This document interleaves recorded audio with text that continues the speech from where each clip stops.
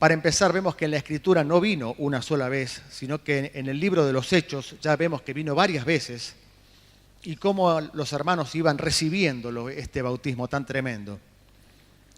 Y es una bendición muy grande el tener a la tercera persona de la Santísima Trinidad habitando en medio nuestro.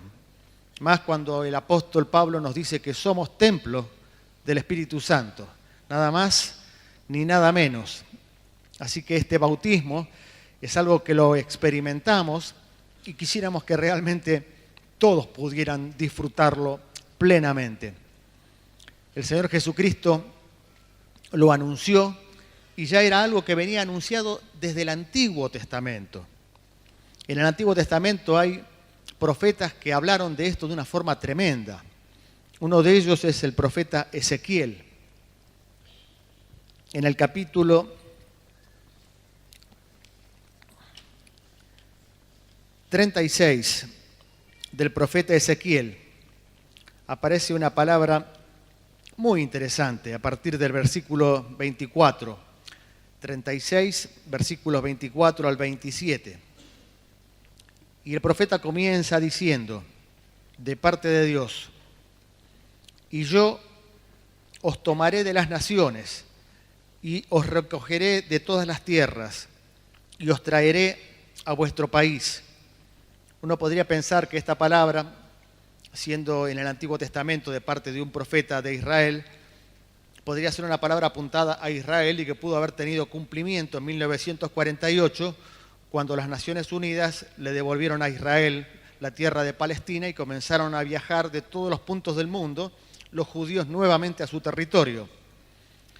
Pero el versículo 25 nos dice algo que entendemos que va más allá del pueblo de Israel.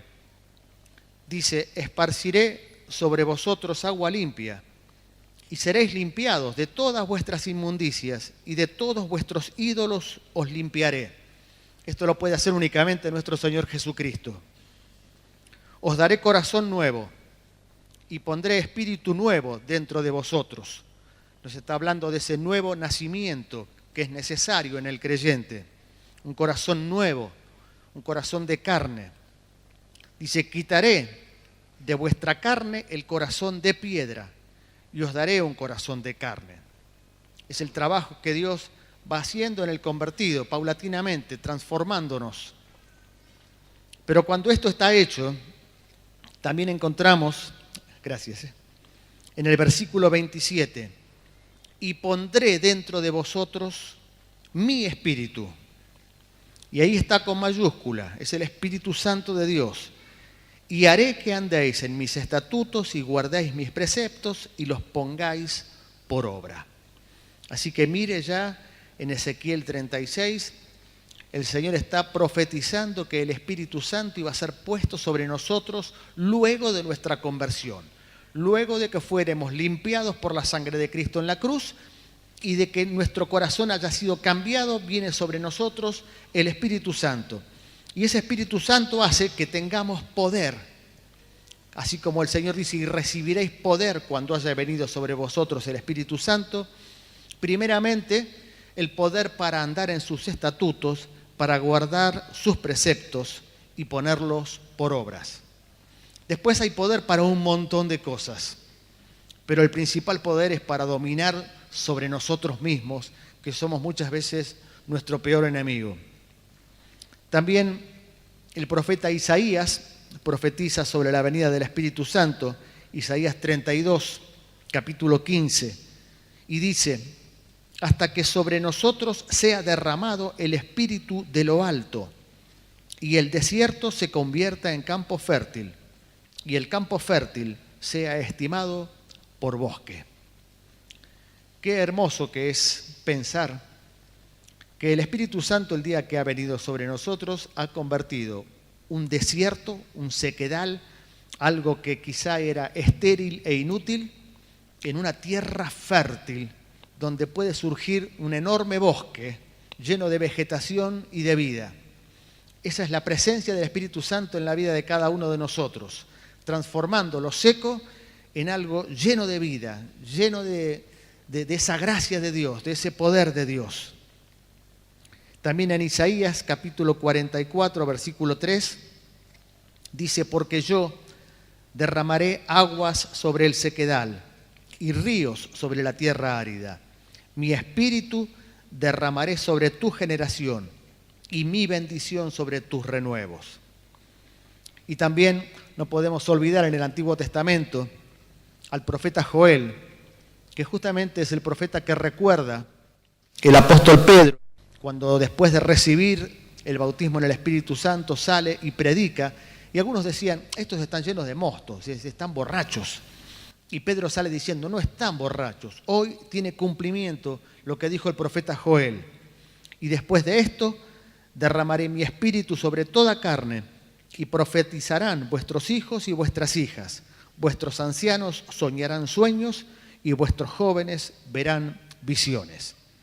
Así que mire, ya en el Antiguo Testamento, qué cantidad de profecía había sobre esta venida del Espíritu Santo. Y llegamos al Nuevo Testamento. Y apenas comienza el Nuevo Testamento, en Mateo capítulo 3, versículo 11, el Señor Jesucristo se va a bautizar en el río Jordán y Juan el Bautista dice: yo a la verdad les bautizo en agua para arrepentimiento, pero el que viene tras mí, cuyo calzado no soy digno de llevar, es más poderoso que yo, y él os bautizará en Espíritu Santo y fuego. Entendemos que es el bautismo en Espíritu Santo o el bautismo en fuego, es lo mismo. Hoy estuvimos cantando varias canciones, varias alabanzas en los que buscábamos de su presencia, en los que decíamos que cuando levantábamos mis manos podíamos sentir el fuego, Y ese es el fuego de Dios, el fuego del Espíritu Santo que podemos experimentar en nuestras vidas. En Lucas 11:10, porque todo aquel que pide recibe, y el que busca halla, y el que llama se le abrirá. ¿Qué padre de vosotros, si su hijo le pide pan, le dará una piedra? O si pescado, en lugar de pescado le dará una serpiente? O si le pide un huevo, le dará un escorpión. Si vosotros, siendo malos, sabéis dar buenas dádivas a vuestros hijos, ¿cuánto más vuestro Padre Celestial dará el Espíritu Santo a los que se lo pidan? ¡Qué tremendo! Si se lo pedimos, la Biblia nos dice que se nos será dado. Así que tenemos que ejercer fe cuando lo pedimos y tomarlo, porque el Señor quiere darnos esto, porque es un Padre bueno. Dice que ningún padre va a dar algo a sus hijos que lo perjudique o que lo dañe. ¿Cuánto más Dios, que es el Padre que está por arriba de todo, está deseoso de que nosotros pidamos esto? Porque es la forma en que Él quiere que nosotros vivamos, con esa llenura del Espíritu Santo, con esa presencia que nos aviva, que nos reanima, que nos edifica, que puede hacer cambiar nuestro lugar árido en un lugar lleno de vida, con ríos de agua viva que corran por nuestra vida. Lo cierto es que la iglesia nuestra, que se enrola dentro de lo que llaman las iglesias de la renovación o de la renovación carismática, tuvo esta experiencia. Nuestros pastores eran pastores de iglesias tradicionales que recibieron este bautismo en el Espíritu Santo. Y en 1967 un puñado de hombres que recibieron esto, comenzando con Papi Pradas, tuvieron que dejar las denominaciones tradicionales que no terminaban de comprender qué era lo que estaba ocurriendo y no lo aceptaban. Y comenzó este mover que ya lleva 42 años y que nos ha bendecido de tantas maneras. El Espíritu Santo sigue viniendo sobre nosotros cada vez que se lo pedimos. El Espíritu Santo es una persona, no es una fuerza. Es la tercera persona de la Santísima Trinidad y viene sobre nosotros. El Señor dice que no nos lo va a negar, que sí lo tenemos y que nos lo va a dar. El propio Jesús, en el Evangelio de Juan, capítulo 7, versículo 37, Jesús había descendido a Jerusalén o mejor dicho, subido a Jerusalén, a la fiesta de los tabernáculos. Era una fiesta en la que recordaban el tiempo en el que estuvieron en el desierto y tuvieron que vivir en carpas antes de poder situarse en la tierra y edificar ciudades. Y en esta fiesta de los tabernáculos, en el último y gran día de la fiesta, dice que el Señor Jesús se puso de pie y alzó la voz diciendo: si alguno tiene sed, venga a mí y beba. Los estudiosos de las tradiciones israelitas dicen que el último gran día de la fiesta, una fiesta que duraba 7 o 8 días, era un día de celebración. Y en este día los sacerdotes se separaban en 3 grupos. Uno de los grupos tomaba un jarrón de oro, iban hasta el estanque de Siloé, lo llenaban de agua y lo traían otra vez al templo. Cuando lo traían al templo, se reunían con otro grupo que venía con una jarra con vino y con otro grupo que no sé qué otra cosa traía. Lo cierto es que el vino lo tiraban en un embudo y el agua la tiraban en un embudo y cantaban unos salmos que son el 115 al 118, que los judíos llaman el Gran Jalel. Después de todo esto, terminaba esa ceremonia en ese ámbito, en ese lugar donde mucha gente estaba reunida. El Señor Jesús alzó su voz, viendo ese agua que se había derramado por el embudo, justamente en una ánfora de oro, y dijo: si alguno tiene sed, venga a mí y beba. No interrumpió la ceremonia, lo hizo una vez que había terminado todo. De todas maneras, fíjense seguramente qué fastidio les produciría a los sacerdotes recalcitrantes que de pronto el Señor Jesús levantara su voz y se presentara como la fuente de agua, mucho más importante que el estanque de Siloé, de donde podía brotar nada más que agua, pero de Dios podía brotar ese agua que es figura del Espíritu Santo. Y en el versículo 38 dice: el que cree en mí, como dice la Escritura, de su interior correrán ríos de agua viva. Y el apóstol Juan lo explica esto, diciendo: esto dijo del Espíritu que habían de recibir los que creyesen en él, pues no había venido el Espíritu Santo, porque Jesús no había sido aún glorificado. Así que el Espíritu Santo, si bien a lo largo de todo el Antiguo Testamento lo vemos viniendo puntualmente sobre personas que eran ungidas para una determinada tarea, para el sacerdocio o para el reino o para un determinado ministerio profético, no había venido a derramarse sobre la comunidad de la iglesia como vino después en Pentecostés y sigue viniendo todavía. Cuando Jesús estaba sobre la tierra, en él habitaba la plenitud de la deidad, estaba lleno del Espíritu Santo. El Espíritu Santo estaba en él. Por eso el Señor decía: a ustedes les conviene que yo me vaya. Y seguramente que los discípulos no podían entenderlo esto. ¿Cómo nos va a convenir que se vaya? Si era lo mejor que les había pasado, que estuviera Jesucristo con ellos. Querían seguir aprendiendo, lo tuvieron 3 años, hubieran querido tenerlo 30 seguramente. Pero Jesús les decía: a ustedes les conviene que yo me vaya, porque si yo me voy a enviar sobre vosotros el Espíritu Santo. Así que Jesús se iba y volvía en la presencia de la tercera persona sobre ellos, y cada uno de ellos iba a tener de ese Espíritu Santo que le iba a dar poder, un poder especial, un poder que se ve patentizado en aquellos hombres, aquellos apóstoles que de pronto no eran nada especial, intelectualmente hablando, hombres sencillos, hombres de trabajo, pescadores, hombres quizás de muy pocas letras, pero cuando viene el Espíritu Santo sobre ellos hace una revolución. Y un Pedro sale predicando con una energía que nadie entendía de dónde había salido ni de dónde había obtenido toda esa sabiduría. Y lo hace con un énfasis tan impresionante que el día de Pentecostés se convierte en 3.000 personas. Mire lo que era, 3.000 personas. Nosotros en el Reipo acá llenamos esto con 1.000 personas y parecía que iba a reventar todo. De pronto, 3.000 que se convierten y fueron bautizados. Y todos fueron llenos del Espíritu Santo y comenzaron a hablar en lenguas. Eso aparece en Hechos capítulo 2. Estaban todos unánimes y juntos en aquel famoso aposento alto.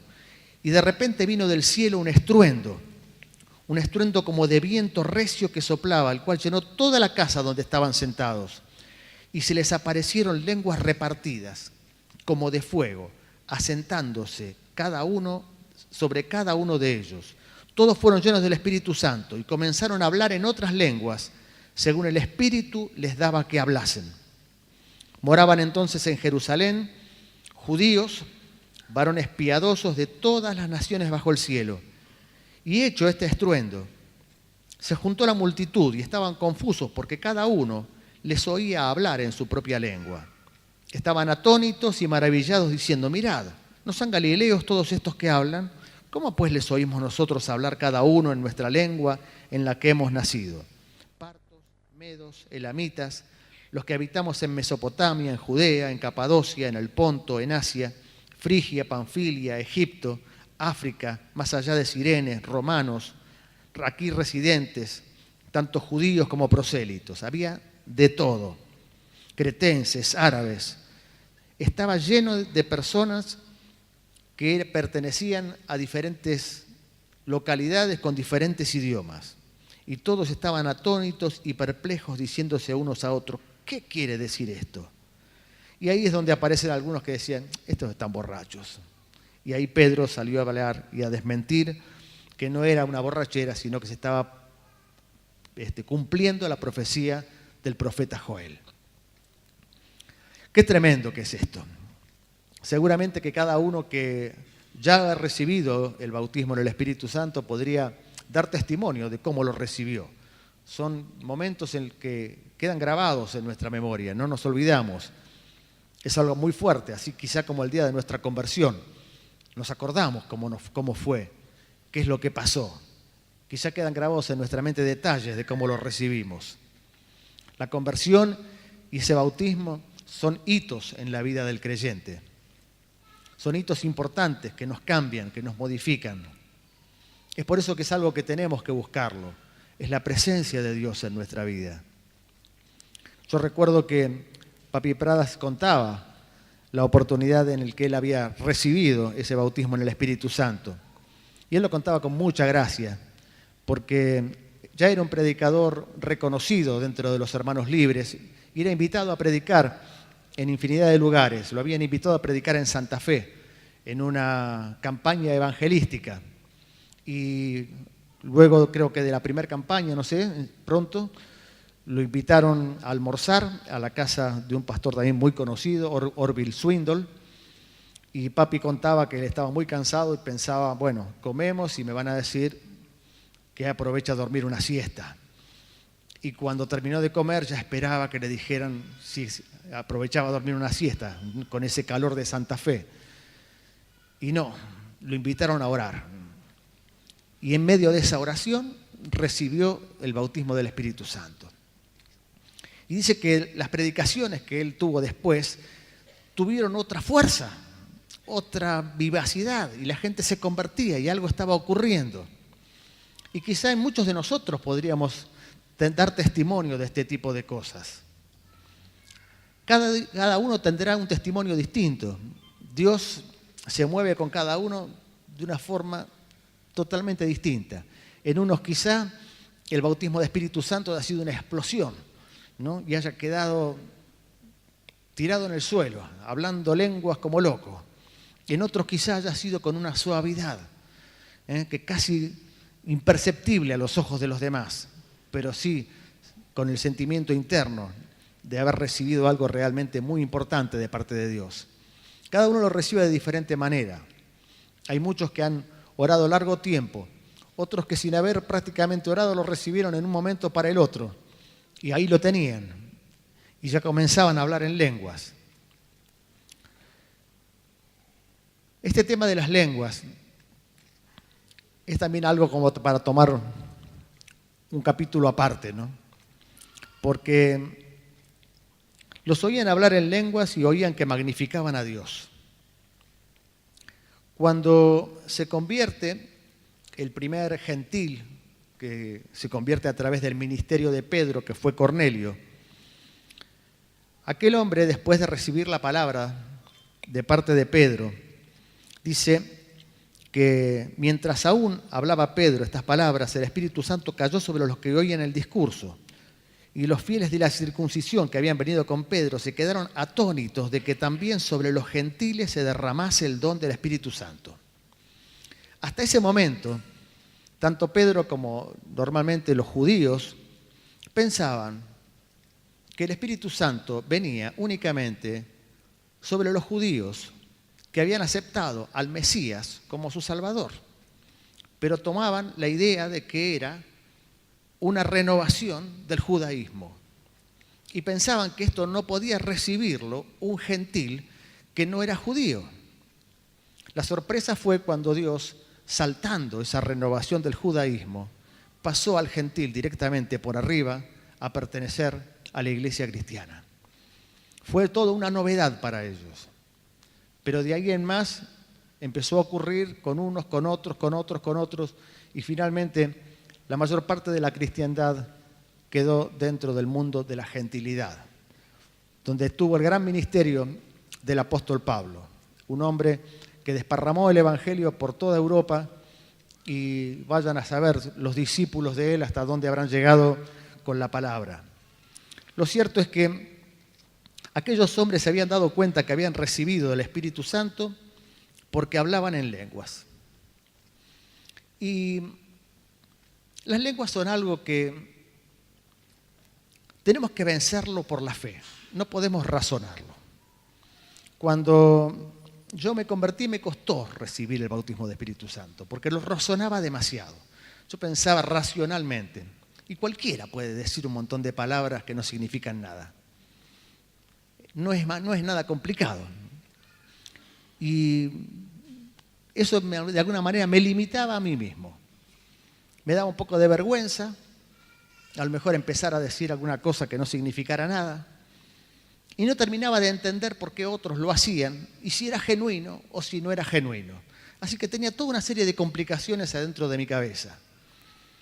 En la iglesia en Capital estábamos con mi esposa trabajando como líderes de jóvenes. Teníamos jóvenes a nuestro cargo que tenían el bautismo de Espíritu Santo y nosotros no. Y era todo un tema que se ponía ya como conflictivo. Lo deseábamos, pero yo esperaba que ocurriera algo que me avasallara por arriba, ¿no? Que no pudiera evitarlo y que de pronto saliera hablando lenguas aún con mi oposición. Pero Dios normalmente no se mueve así. Puede ser que en algunos se mueva así, pero por lo general Dios es muy caballero.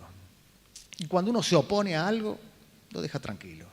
Ya llegará el tiempo. Cuando llegó el tiempo, lo recibí. También en Santa Fe, en un retiro de jóvenes. Y algunos de los que estaban ministrando eran jóvenes, justamente, que tenían el bautismo de Espíritu Santo. Y terminé hablando en lenguas. Creo que algo ya había pasado antes, en otro retiro, que había sucedido algo que me había conmovido, pero no había recibido lenguas yo. Lo que había recibido era una gran convicción de pecado, un quebranto interior, un sentir que era un desastre, que no era para nada lo bueno que yo me imaginaba, ni lo santo que yo había pensado durante mi vida que me había movido. Cuando comparé mi santidad con la santidad de Dios, me amargué mucho y me quebrantó eso. Fue algo muy especial. En ese mismo retiro, mi esposa no había recibido nada de todo eso. Y bueno, es un misterio, ¿no? Por ahí, en un culto, alguien sale re bendecido, diciendo, ay, todo lo que recibí, la presencia de Dios, qué maravilla. Y otro sale diciendo, yo no sentí nada, no me enteré de nada, no pasó nada conmigo. Pero lo bueno de venir siempre a los cultos es que cada uno tiene su día. Y hay momentos en los que a lo mejor no estamos receptivos.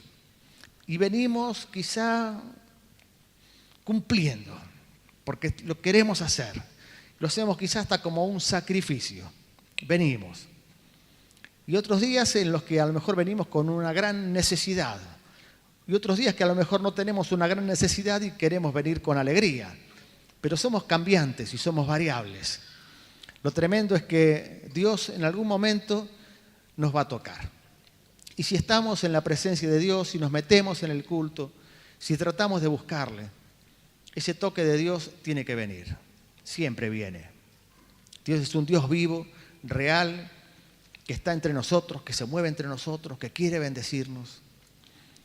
Lo cierto es que yo había recibido esto, que era, no sé si era bautismo del Espíritu Santo, porque no eran lenguas ni nada, simplemente era un quebrantamiento.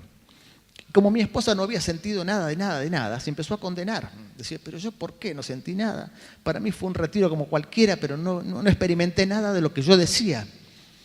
2 meses después, orando sola en casa, un poco condenada porque no sentía lo que yo había sentido, recibió sola lenguas en casa y empezó a quebrantarse y a llorar y a hablar y a cantar.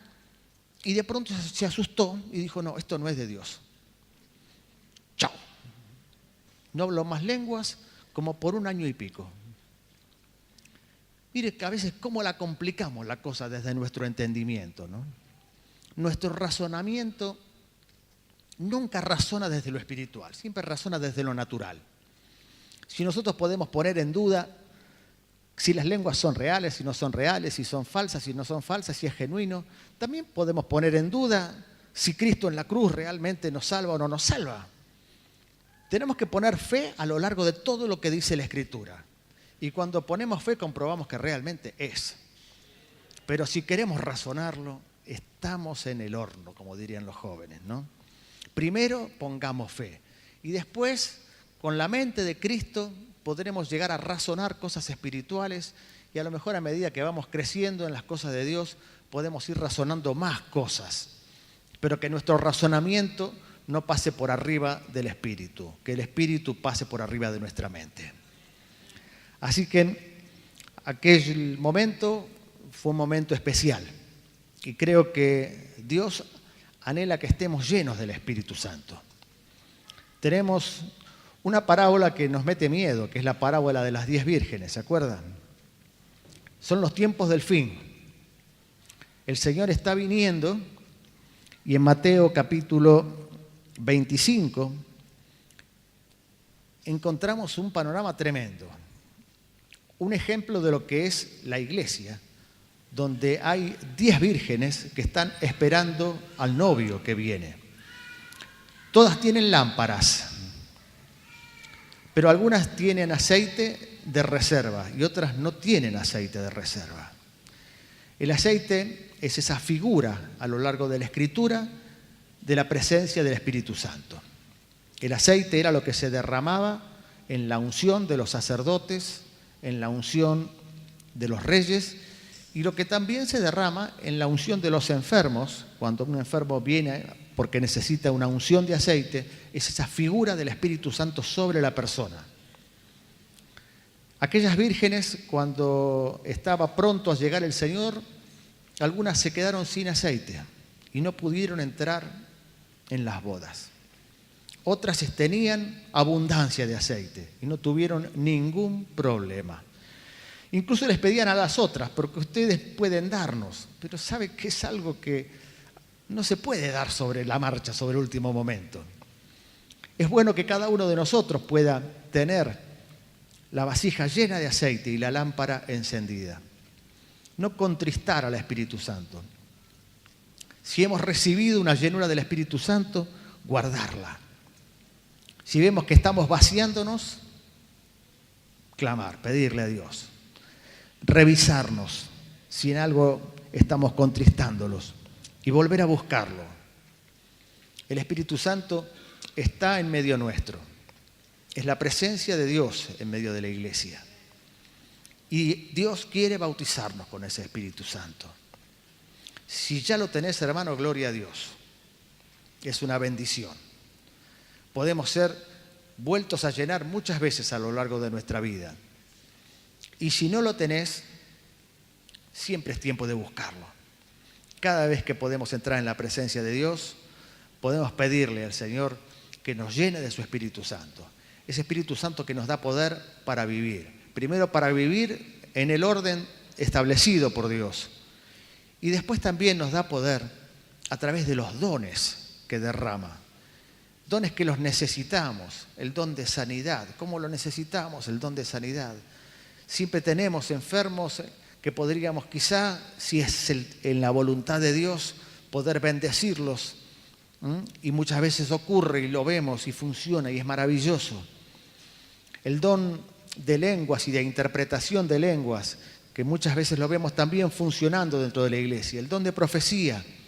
Prácticamente no pasa un culto sin que algún hermano nos dé una palabra profética desde el frente. Tantos dones que Dios quiere darnos. Y todos esos dones son dones del Espíritu Santo. No son dones nuestros, son dones del Espíritu Santo. Y cuando recibimos al Espíritu Santo alguno de esos dones, vamos a llevarnos. Son regalos de Dios. Difícilmente haya quien los tenga todos los dones. Pero difícilmente haya un bautizado con el Espíritu Santo que no tenga ninguno. Todos vamos a tener algún don. Si pueden venir los músicos, quizá podríamos cantar una canción, quizá es un poco vieja, pero es preciosa, donde el Señor dice: vengo a poner de mi aceite sobre ti. Ese aceite, esa unción, esa presencia del Espíritu Santo que viene sobre nuestras vidas. Ese Espíritu Santo precioso que se movía sobre la faz de las aguas en Génesis capítulo 1. Miren, cuando no existía nada de lo que ven nuestros ojos hoy, cuando quizá este lugar donde estamos pisando era un charco de barro caliente, sin forma, el Espíritu de Dios ya se movía sobre la faz de las aguas. El Espíritu de Dios que vino sobre los profetas del Antiguo Testamento, inspirándoles la Escritura. El Espíritu de Dios que vino como paloma el día del bautismo de Jesucristo y lo llenó de fuerza y de poder para un ministerio glorioso, tremendo. El Espíritu de Dios que vino sobre Pentecostés, sobre aquellos que estaban orando juntos y unánimes. El que tocó después a los 3.000 convertidos. Y que a lo largo de tantos años de historia de la iglesia ha recibido tantos hermanos. Hubo periodos de oscuridad de la iglesia donde quizá no se tuvo muy en cuenta esto. Pero aún en los periodos de mayor oscuridad siempre Dios tuvo un remanente escogido que recibían del Espíritu Santo, recibían esa unción para que la llama se mantuviera ardiendo. Es una responsabilidad nuestra ahora hacer que esa llama continúe ardiendo. Dentro de los 5 puntos fundamentales, el bautismo del Espíritu Santo es una identificación con Jesucristo en su poder. Cuando hablamos del bautismo en agua, nos identificábamos con Jesucristo en su muerte y resurrección. Pero con el Espíritu Santo es en su poder. Todos queremos tener poder. Es un anhelo del hombre tener poder. Pero no es el poder humano, no es el poder natural. Es un poder especial. Un poder para cumplir con sus mandamientos y para poder servir a otros. Un poder para ser utilizado por Dios dentro de la iglesia y fuera de la iglesia. El Señor hoy, una vez más, dice: vengo a poner de mi aceite sobre ti. No lo razones mucho, porque si lo razonamos, sonamos, Como decir, no te resistas y déjame entrar, dice esta canción. Créelo con fe, que hoy puede ser el gran día, hoy puede ser la gran noche en el que el Señor te dé ese regalo de los cielos. Aleluya.